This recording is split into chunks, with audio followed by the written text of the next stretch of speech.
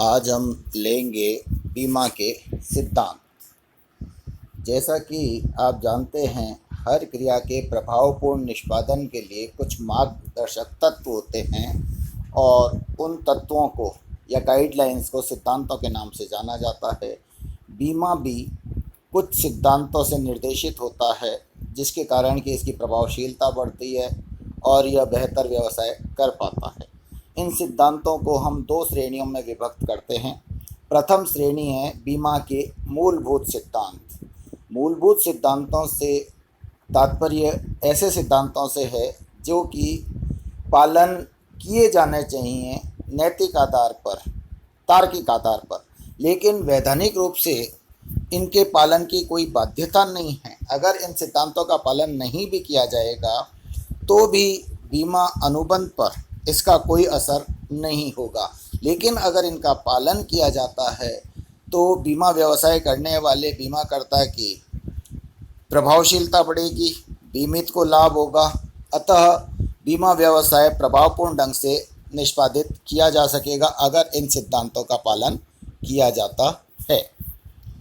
बीमा योग्य हित का जो बीमा के मूलभूत सिद्धांत हैं उसमें से सर्वप्रथम सिद्धांत है सहकारिता का सिद्धांत। बीमा का जो उद्भव भी हुआ था वो सहकारिता के सिद्धांत से ही हुआ था। सहकारिता का सिद्धांत ये कहता है कि एक सबके लिए सब एक के लिए, one for all and all for one. ठीक है। अब ये जो भावना है ये समूह भावना थी। समुद्री बीमा, जैसा कि हम जानते हैं, हमारे यहाँ सबसे पहले समुद्री बीमा का उद्भव हुआ, क्योंकि उस समय ये 13वीं शताब्दी की बात है। मुख्यतः जो समुद्री व्यापार होता, जो विदेशी व्यापार होता था, वह समुद्री मार्ग से ही होता था। और उस समय इतनी तकनीकें न तो विकसित थी, न ही संचार के माध्यम इतने विकसित थे, और बहुत ज़्यादा जोखिमपूर्ण था समुद्री यात्राओं का किया जाना, उनसे माल भेजना, उनसे माल मंगाना, यात्रियों को, जहाज़ को, माल को, सबको काफ़ी जोखिम रहता था रास्ते में। समुद्री डाकुओं का, समुद्र में आने वाली प्राकृतिक आपदाओं का, दुर्घटनाओं का, इस तरह से कर्मचारियों द्वारा गबन कर लिए जाने, जहाज को अगवा कर लिए जाने का। तो ये कई तरह के जो रिस्क थे, उस समय एक स्थान के सभी जो व्यापारी हैं वो मिलकर अनौपचारिक रूप से एक समूह बना लेते थे और एक चंदे के द्वारा समूह का कोष बना लेते थे, और उस कोष में से जिस किसी भी व्यापारी को समुद्री मार्ग में माल भेजने या मंगाने से जो भी हानि होती थी उसमें से उसका भुगतान कर दिया जाता था। लेकिन अनौपचारिक रूप से एक छोटे समूह में तो ये व्यवस्था संभव है, लेकिन बहुत विशाल पैमाने पर लोगों को, समान जोखिम वाले लोगों को जोड़ना, उनका अंशदान प्राप्त करना और वास्तव में जिसके साथ जोखिम घटित हो उसे क्षतिपूर्ति करना, यह संभव नहीं है, क्योंकि इतने लोग आपस में जुड़ पाना स्वेच्छा से यह बिल्कुल भी व्यावहारिक नहीं था। तो सहकारिता का जो सिद्धांत है बीमा में, वो ये कहता है कि एक सबके लिए सब एक के लिए, अर्थात अगर बीमा किया जाता है तो उससे सहकारिता की भावना का विकास होता है। और बीमा का जो मूल भावना है वो भी सहकारिता की है कि हम सभी लोग, किसी के भी साथ जोखिम उत्पन्न हो सकता है, लेकिन वास्तव में सभी के साथ ऐसा नहीं होता, ऐसा कुछ के साथ ही होता है। लेकिन जोखिम की आशंका के रहते सभी को कुछ कुछ अंशदान एक नियत कोष में जमा करना चाहिए और उस कोष में से उस किसी को भी भुगतान कर देना चाहिए जिसके साथ कि वास्तव में जोखिम उत्पन्न हो और उससे हानि हो। तो सहकारिता का सिद्धांत बीमा के उद्भव का कारण बना। बीमा का दूसरा जो मूलभूत सिद्धांत है वो है संभाविता का सिद्धांत। संभाविता ने बीमा को व्यवसाय बना दिया। संभाविता का सिद्धांत ये कहता है कि भूत के अनुभव से, यानी पास्ट में जो घटनाएं हुई उनका अनुभव लेते हुए अगर समान परिस्थितियां रहती हैं तो हम ये मानते हैं कि वैसी घटनाएं या वैसी घटनाओं की भविष्य में भी पुनरावृत्ति होगी। इस तरह से कौन सी घटनाएं ऐसी हैं जिनके भविष्य में घटित होने की संभावना है और कितनी संभावना है, इसे हम आनुपातिक या प्रतिशत के हिसाब से भी व्यक्त कर सकते हैं। जैसे कि 25 वर्ष के व्यक्तियों की जो आज की तारीख में 25 वर्ष की आयु रखते हैं, अगले 25 वर्ष में मृत्यु की संभावना 0.01% है या 0.10% है। इस तरह से हम इसको व्यक्त करते हैं। तो संभाविता के आधार पर हम यह ज्ञात करते हैं कि जोखिम कितनी है। किसी विशेष घटना का अगर हम बीमा करते हैं तो उसमें जोखिम निहित कितनी है। जितनी घटना के घटित होने की संभावना होगी उतनी अधिक जोखिम होगी, और जितनी अधिक जोखिम होगी उतना ही उसके आधार पर प्रीमियम लिया जाएगा। तो संभाविता का जितना सही आकलन बीमा करता करेगा उतना ही सही उसका प्रीमियम का निर्धारण होगा और उतनी लाभदायकता उसको बीमा व्यवसाय में प्राप्त होगी। इसलिए जहां सहकारिता के सिद्धांत ने बीमा का उद्भव किया, वहीं संभाविता के सिद्धांत ने बीमा को व्यवसाय बनाने में अपनी भूमिका का निर्वाह किया। तीसरा है महांग जड़ता का नियम। महांग जड़ता का नियम वास्तव में संभाविता के सिद्धांत का ही एक सहायक नियम है। महांग जड़ता का नियम यह कहता है कि जितनी अधिक परीक्षणों की संख्या होगी उतना ही सटीक उन परीक्षणों के आधार पर निकाला गया निष्कर्ष होगा। Larger the number of experiments, more accurate will be the result drawn on the basis of such experiments. तो आप ये मानकर चलिए कि आप इसको इस तरह से समझिए कि यदि हम कोई चीज़ का शोध करते हैं, हम जितनी अधिक संख्या में लोगों से पूछताछ कर कर प्रारंभिक और उस शोध का निष्कर्ष निकालेंगे। मान लीजिए हम ये जानना चाहते हैं कि कितने लोग इम्यूनिटी बढ़ाने की दवाई इस समय ले रहे हैं, ताकि हम अगर कोई नया इम्यूनिटी प्रोडक्ट निकालना चाह रहे हैं तो क्या संभावना है उस प्रोडक्ट के बिकने की। तो जितने अधिक लोगों से हम पूछताछ करेंगे उतना ही हमारा रिजल्ट एक्यूरेट होगा। और हम ये भी पूछ सकते हैं इन लोगों से कि भविष्य में क्या वो ऐसा विचार रखते हैं। यदि ऐसा वो 70%, 80% लोग कहते हैं तो हमारे लिए इस बात का कारण बन जाएगा कि हम ऐसी दवा बना लें। लेकिन हम जितने अधिक लोगों से पूछेंगे उतना ही अधिक निष्कर्ष होगा। मान लीजिए हम कम से कम लोगों से पूछकर ये निष्कर्ष निकाल देते हैं कि लोगों में ऐसी दवा का क्रेज है, और ऐसे सभी लोग बाई चांस मिल गए ऐसे जो कि इम्यूनिटी की दवा के प्रति क्रेजी हैं, तो हमारा निष्कर्ष गलत हो जाएगा और हो सकता है हम गलत निर्णय ले लें। तो महांग जड़ता का नियम ये कहता है कि जिस आधार पर संभाविता ज्ञात की जाती है वो सैंपल बड़ा होना चाहिए, वो प्रतिदर्श बड़ा होना चाहिए, या एक्सपेरिमेंट्स जिनके आधार पर निष्कर्ष निकालते हैं, संभाविता ज्ञात करते हैं, उनकी संख्या अधिकाधिक होनी चाहिए। फिर दूसरी श्रेणी जो सिद्धांतों की आती है वो आती है बीमा के वैधानिक सिद्धांत। मूलभूत सिद्धांत और वैधानिक सिद्धांत में अंतर यह है कि बीमा के जो वैधानिक सिद्धांत हैं वो बीमा अनुबंध के अनिवार्य तत्वों का निर्माण करते हैं। अर्थात इन सिद्धांतों का यदि पालन नहीं किया जाता तो बीमा अनुबंध की वैधता पर प्रभाव पड़ता है। बीमाकर्ता और बीमित के परस्पर जो वैधानिक कर्तव्य और दायित्व उत्पन्न होते हैं, अधिकार उत्पन्न होते हैं, उन पर इसका प्रभाव पड़ता है। तो बीमा के वैधानिक सिद्धांत ऐसे हैं जिनका पालन करना दोनों पक्षकारों की वैधानिक अनिवार्यता है, दायित्व है, और अगर ऐसा नहीं किया जाता तो बीमा अनुबंध को निरस्त किया जा सकता है अथवा क्षतिपूर्ति के लिए दावा किया जा सकता है, अथवा दायित्व का निर्धारण पुनः किया जा सकता है और दायित्व को कम ज़्यादा किया जा सकता है। अब ये वैधानिक सिद्धांत कौन कौन से हैं? इनमें है बीमा योग्य हित का सिद्धांत, परम सद्विश्वास का सिद्धांत, स्थान ग्रहण का सिद्धांत, निकटतम कारण का सिद्धांत, क्षतिपूर्ति का सिद्धांत, अंशदान का सिद्धांत, क्षति के अल्पीकरण का सिद्धांत आदि। तो ये सिद्धांत वैधानिक सिद्धांत कहलाते हैं। अब हम बीमा के एक एक सिद्धांत का डिस्क्रिप्शन लेंगे। तो मैं आपको ये बता दूं कि बीमा का जो बीमा योग्य हित का सिद्धांत है और परम सद्विश्वास का सिद्धांत है, इन दोनों सिद्धांतों पर अलग अलग भी 16-16 नंबर के प्रश्न पूछे जाते हैं, यानी कि ऐसे टाइप प्रश्न पूछे जा सकते हैं। तो इन सिद्धांतों को अपने को डिटेल में करना है और हम इन्हें डिटेल में करेंगे। तो सर्वप्रथम हम लेते हैं बीमा योग्य हित का सिद्धांत। बीमा योग्य हित से क्या तात्पर्य है?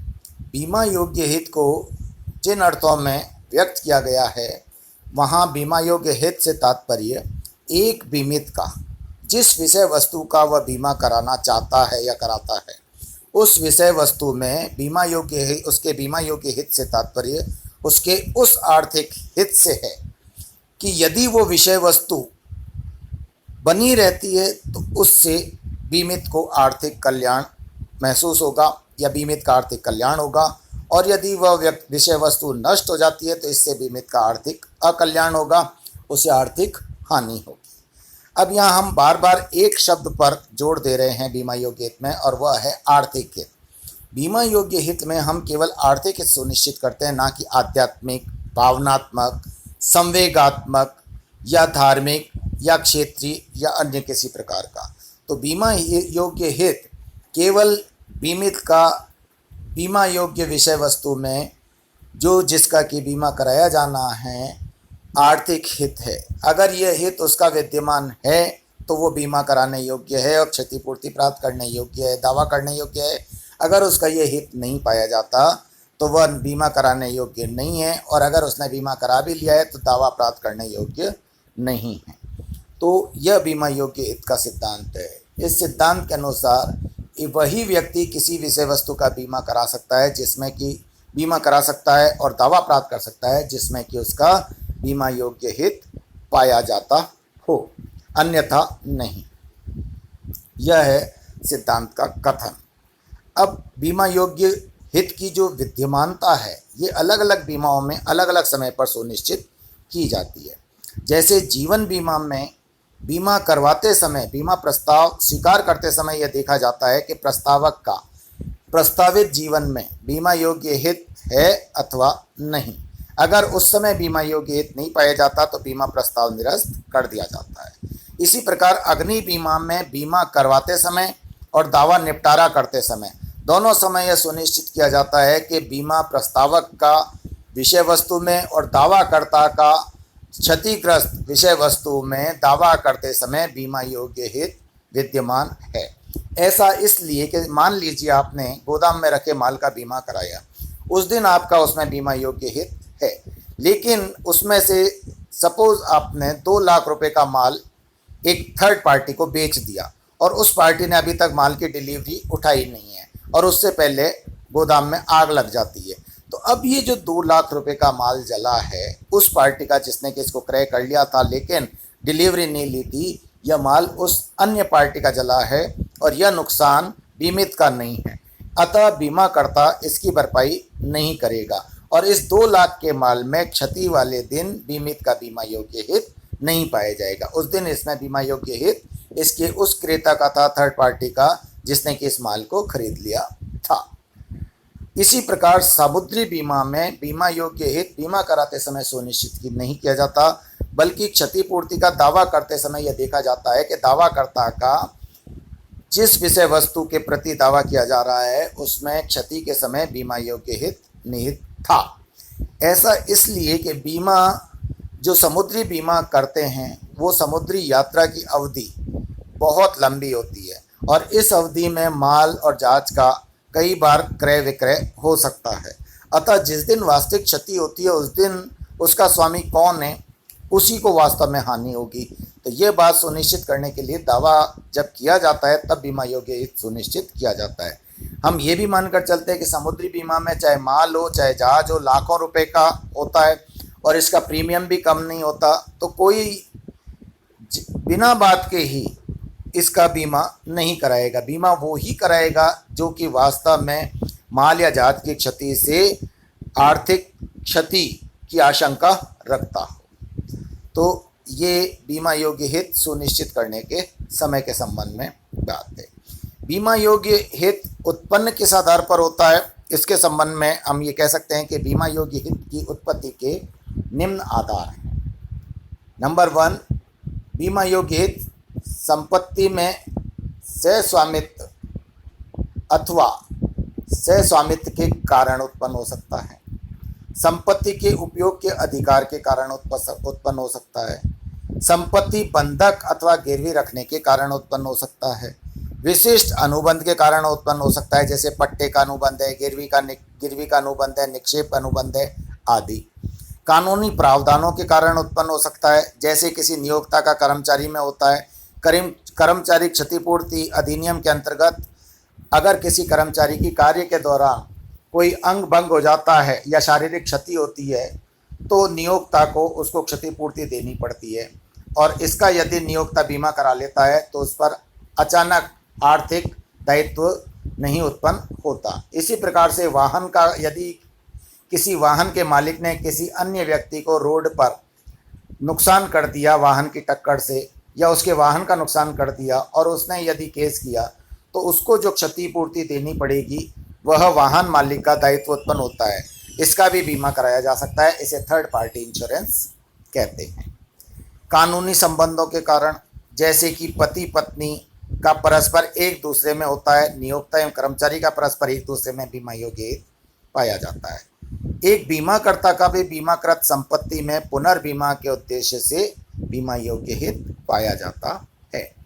विभिन्न बीमाओं में बीमा योग्य हित के उदाहरण। बीमा योग्य हित के यदि हम विभिन्न बीमाओं में उदाहरण देखेंगे तो जीवन बीमा में एक व्यक्ति का स्वयं के जीवन में असीमित बीमा योग्य हित पाया जाता है। इसी प्रकार से पति का पत्नी में और पत्नी का पति में परस्पर असीमित बीमा योग्य हित पाया जाता है।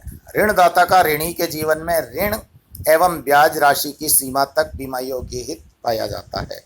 इसी प्रकार से साझेदार का अन्य साझेदारों के जीवन में उनके द्वारा लगाई गई पूंजी की सीमा तक बीमा योग्य हित पाया जाता है। इसी प्रकार से एक व्यावसायिक संगठन का अपने महत्वपूर्ण अधिकारी के जीवन में उस सीमा तक जितने की उसकी अनुपस्थिति से संगठन के लाभ प्रभावित होंगे बीमा योग्य हित पाया जाता है। एक कर्मचारी का अपने नियोक्ता के जीवन में नियुक्ति अवधि तक अर्जन योग्य पारिश्रमिक की सीमा तक बीमा योग्य हित पाया जाता है। इसी प्रकार से एक प्रतिभू का मूल ऋणी के जीवन में ऋणी के दायित्व की सीमा तक बीमा योग्य हित पाया जाता है, और प्रतिभू का सप्रतिभू के जीवन में भी गारंटी की सीमा तक बीमा योग्य हित पाया जाता है। लेकिन एक गौरतलब बात यह है कि निम्नलिखित संबंधों में परस्पर बीमा योग्य हित नहीं पाया जाता। संतान और माता पिता का एक दूसरे के जीवन में बीमा योग्य हित नहीं पाया जाता, और भाई बहन का एक दूसरे के जीवन में बीमा योग्य हित नहीं पाया जाता।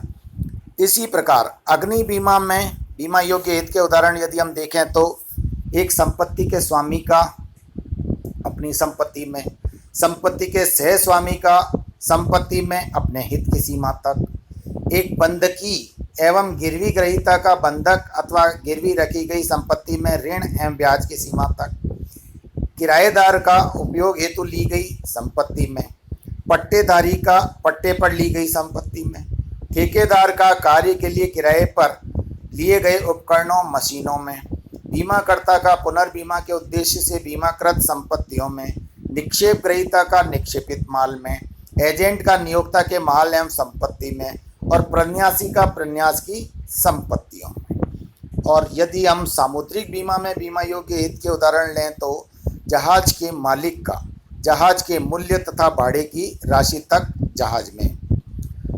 जहाज में लदे माल के मालिक का माल के मूल्य, भाड़े तथा बीमा खर्चों की राशि तक, जहाज के मालिक का तीसरे पक्षकारों के प्रति दायित्व के लिए ऋणदाता और बैंकर का जिन्होंने कि जहाज में लदे हुए माल में इनकी जमानत पर ऋण दिया है तो उस ऋण की सीमा तक बीमा योग्य हित होता है। जहाज तथा माल के बीमाकर्ता का बीमा राशि की सीमा तक पुनर्बीमा के लिए बीमा योग्य हित होता है, और जहाज के कप्तान तथा कर्मचारियों का जहाज में पारिश्रमिक की सीमा तक बीमा योग्य हित पाया जाता है। Thank you.